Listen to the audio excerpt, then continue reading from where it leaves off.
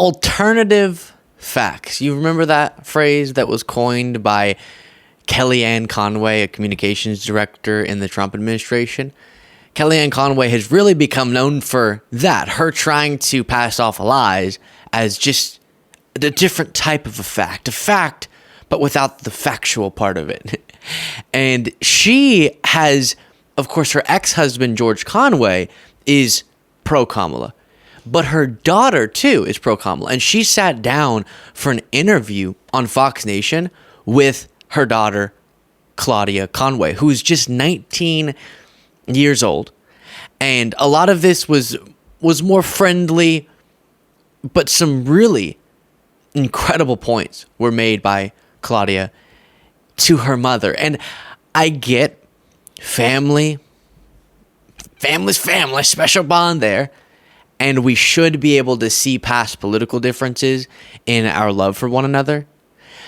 I will take issue with some of that rhetoric of, oh, we can all hold hands coming from Kellyanne Conway, because you kind of got to start with yourself if you want to facilitate unity. And her being one of the most dishonest figures we've dealt with in American politics, just openly and brazenly works against her argument that she'll make in this interview of sort of, see, look, I can talk to my daughter and it's all great and cool and go America. But I'll address that as we go along. Of her. And I look at Kamala Harris and I don't see a perfect person. I don't see a perfect leader, but I do see change. I do see moving forward, you know, and I'm not one for identity politics, but it would be nice to have a woman in the White House, you know, not just for the sake of having a woman. What about you? Can we wait? Yeah. Can we just have Trump win this time and then we'll wait for you or your sisters? If Trump wins this time, I'm not sure that I will be in that position to run. Oh, come on. He's welcomed you to his White House before. Candidly. A devastating point, gosh, by Claudia Conway. Brilliantly articulated as well. If not exactly specific to her, she's making a profound point about just letting, she captioned this video for context, well, no, we cannot just let Trump win this time. Just saying, well, oh, how about just give it one more shot in there? I'm sure it'll be fine. That argument doesn't work when what he's threatening are such basic principles, including women's rights. And so, no, we can't. We can't just let him take another shot at it, and we're going to stand strong against that. We'll be right back to the video just really quickly. If you're not already, I would appreciate you clicking that subscribe button. We are really close to 1 million subscribers. You can help us get there. Easy, free way. And then we do have merch at lukebeasleymerch.com with Harris as a promo code. You can get free shipping. Super cool election themed merch. Check it out. Back to the video. And then you have this as well. But 93% of all abortions happen in the first trimester. And the rest of them, most of them happen in the second trimester, and very, very small amount happen in the third trimester. And it's about 90% of those abortions happen for the life of the mother, or because of a miscarriage, or if the fetus will not be viable. So 93% of abortions are happening in the first trimester. And when we have our former president of the United States saying on national TV, on the biggest stage in the world, saying that doctors are executing babies after they're born or in the 9th month, it's not happening. This is not happening. It's very exactly, and him insisting over and over again that post-birth abortions are happening. I don't know if it'll come up in this next clip, but maybe I'm just describing what you're about to watch, but Kellyanne Conway said, well, I think what Trump was saying was, and then had to admit by her explanation for Trump that what Trump said was false. There are those alternative facts again. And I saw Mark Cuban actually make a really good point about how, despite criticisms that assert something to the contrary, Harris is actually explaining herself her policy proposals. So often Trump will shout out some idea he has, and then it becomes his allies and his surrogates' job to make it sound thoughtful and to give you specifics that Trump can't really hold in his head. And that's not a great sign of a leader, someone who can't even say more than just the bumper sticker. And it has to be his supporters going out and explaining more specifics what he probably means by 200% tariff on John Deere is that we're going to really uplift companies like John Deere. And Harris can actually explain her own proposals. And that's what she's been doing.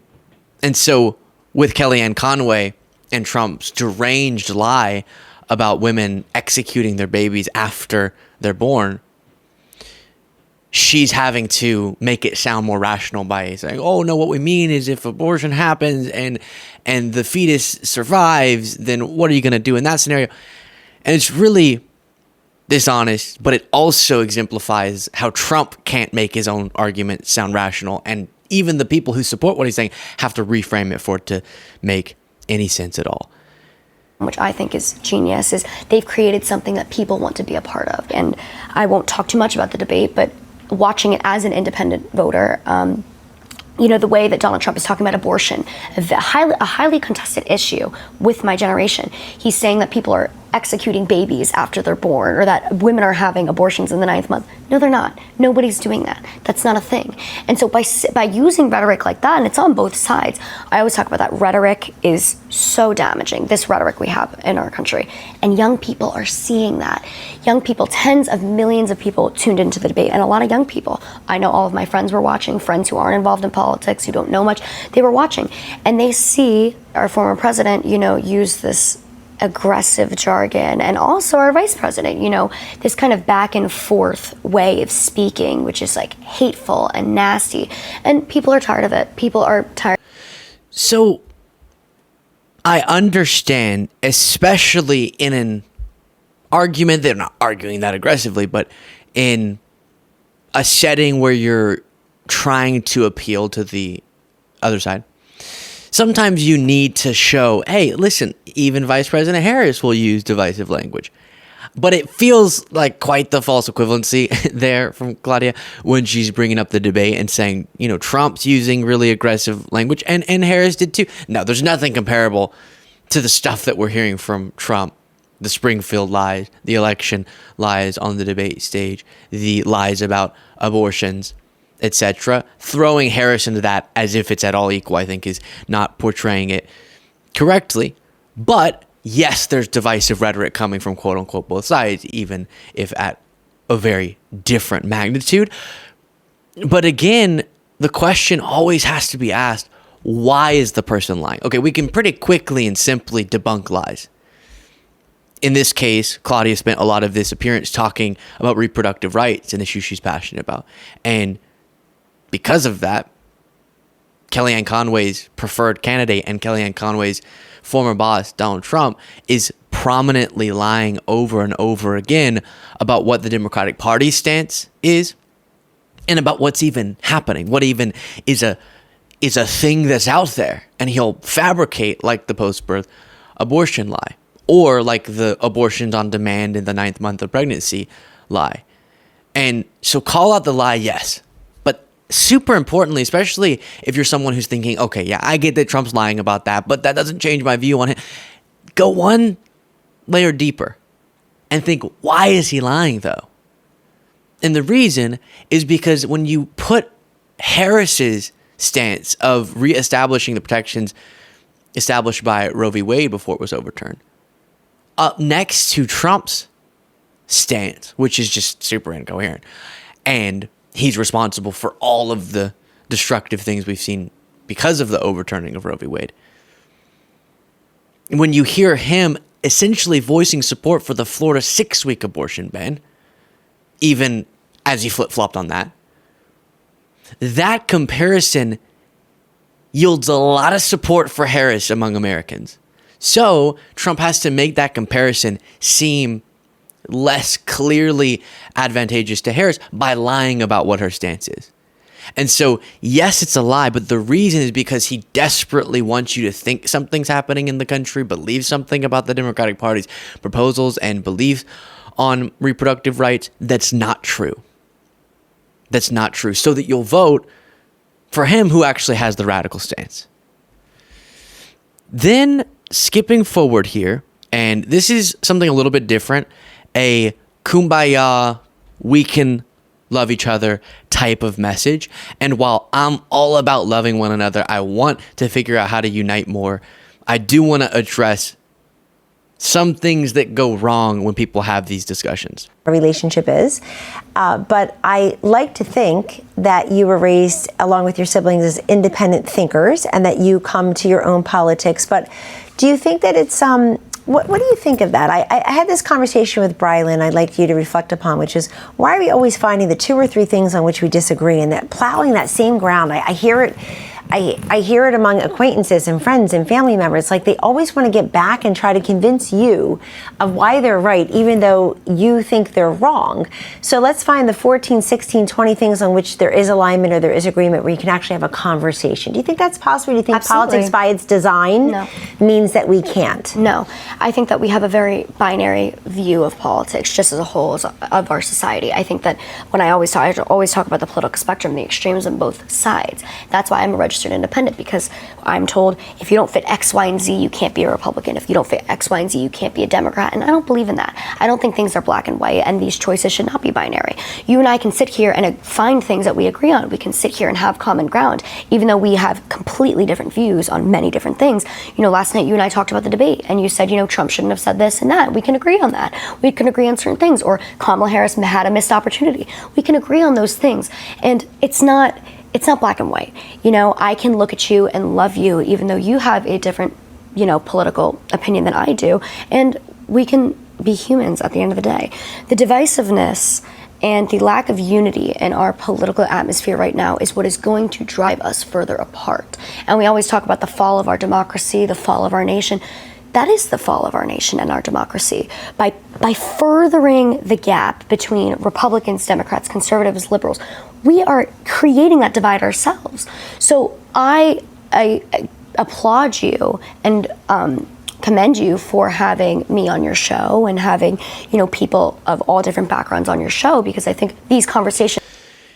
Okay, so a lot there that's absolutely undeniably true and I agree with, and then some things I just want to contextualize. So first, the conversations need to happen. This culture in so many places and spaces in the country of silence around politics. Just don't bring it up. Don't talk about it because you're going to attack each other.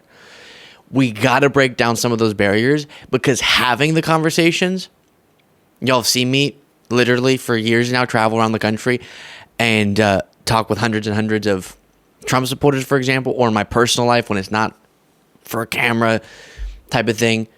So many behind the scenes conversations. It does give you valuable insight into the thinking of others. And it does help you realize, where can we unite around things? Where can't we? And so that's important. And with almost everyone, you can actually see past political views. There's a line, obviously. If there's a fundamental, disgusting value that you just can't be around, that sometimes has to be a deal breaker in terms of relationships.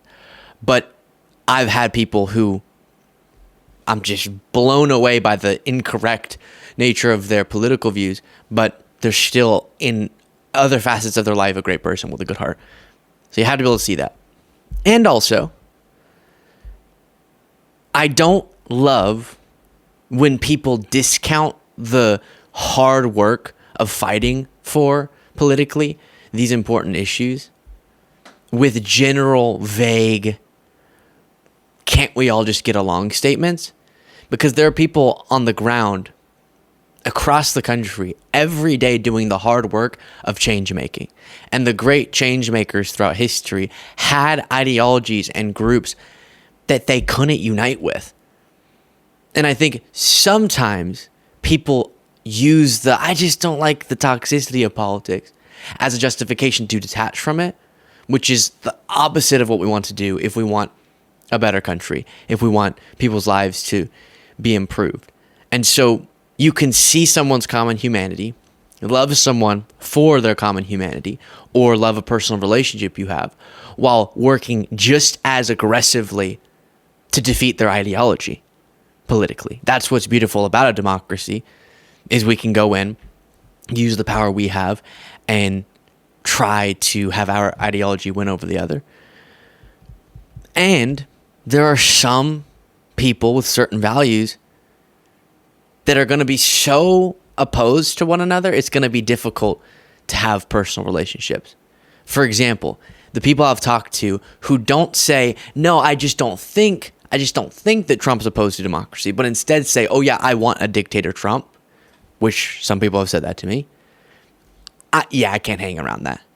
Sorry, I like the system we have too much to hang around you. But there's some people who I know the only reason they think they like Trump is because they don't know about the worst things that he's done, or they've been misinformed on what it is that he did in trying to end our democratic process. And I can actually see through that. I can actually love through that. But again, some people sit on the sidelines, and this is not particular to Claudia, because I know she's active herself, but there are a lot of people I've talked to who sit on the sidelines and sort of, all of y'all, you're all so bad for making politics divided. But many of the great accomplishments throughout history, many of the ways we've benefited millions of people's lives, uplifted people, and created more unified moments is people who worked in the political system, sometimes as toxic as it can get, right? And so last thing I'll say is I also find beautiful the fundamental principles that the Harris campaign's running on that unite Republicans, independents, and Democrats. And some Republicans choose not to unite with that, and that's a huge bummer. But there are unifying principles. Regardless of our stance on most policy issues, myself, an Adam Kinzinger, Joe Walsh, a Liz Cheney, people with just such different policy stances than me, we all can unite around working hard to protect our democratic process. And that's a beautiful thing.